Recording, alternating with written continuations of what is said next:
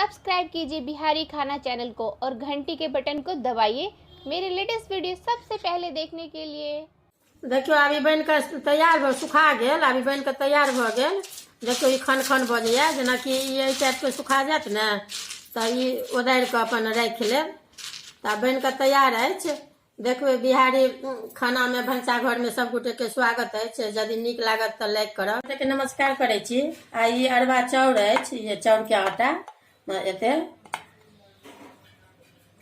आ ई अहाँ के मंगरेल जमाइन अछि। आ ई नून अछि एते। त ई पहले आटा के हम ई घोरै छी, चरौड़ी बना रहल छी।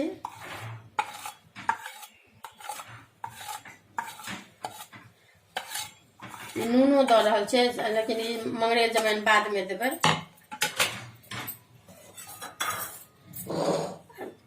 ई अहाँ के जते पातर से पातर हुए एते घोर कर हाथ से मिला देवे, नहीं तो गुलठी जकाँ भ जाए। देखियो ई जे दूध जना रहैया ने, पातर दूध टाइप के, ई एते दे लिया। अब ई हम बड़कबै छी। देखियो ई अहाँ के एना के मतलब हाथ नहीं कनी कमे राखब, धीरे धीरे जना कि एना के लारे त आब गढ़े लागल। आब ई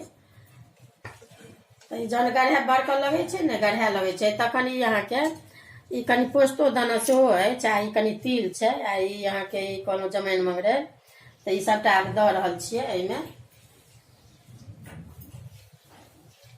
कनी आँच के जहन बड़का लागत ने त कनी कम क देबै। देखियो आब ई भ गेल, ई गढ़ा गेल। आब ई काटै छियै। आब ई कनी ठंडेतै ने 5 मिनट, तकरा बाद अहाँ के यदि एना के कनिक ल के बनबै के मन हुए तुरंते त कनी एगो प्लेट में ल के कनी ठंडा लेब, कनी कनी के ल के अपन बनेनाइ शुरू करब। अभी 5 मिनट के बाद कनी बनेबै शुरू करब। अभी देखियो ई ठंडा गेल, ई नीक कसरा गेल। आब देखियो केहन गाढ़ भ गेल। त ई अहाँ के शिफॉन कपड़ा अगर हुए तो ओहू पर बना सके छी, नहीं तो ई प्लास्टिक अहाँ के हुए तो प्लास्टिको पर बना सके छी। तो हम अब ई ठंडा गेल त अब ई बनबै छी एना कर। कनी दूरिये दूरिये क के बना के अथी क के देबै।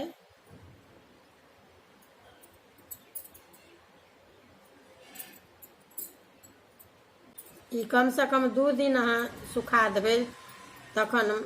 आब जेना आइ भरि दिन रौद लागि जाए त साँझ में उधरि जाएत, आ नहीं भरि दिन लागत त काल्हि खन रौद लगा के उधारि लेब, अपने उधरि जाएत। प्लास्टिक पर अछि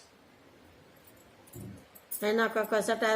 जेना मंगरेल जमाइन देलियै ने लास्ट में तो ओइसे की होइ छै, कारी नहीं होइ छै। ओना गोटा पहले द दियौ तो कारी भ जाएत।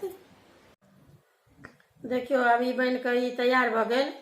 अब एकरा रौद में से सुखाय ला द देबै। सुखा जात ने, आइ भरि दिन त नहिये किछ करबै, एकरा पूरा रौद लगा देबै। नहीं है तो पंखो में द देबै। देखियो अभी बन के तैयार भ सुखा गेल। अभी बन के तैयार भ गेल। देखियो ई खन खन बजैया, जेना कि ई टाइप के सुखा जात ने त ई ओदारि के अपन राखि लेब। त बन के तैयार अछि।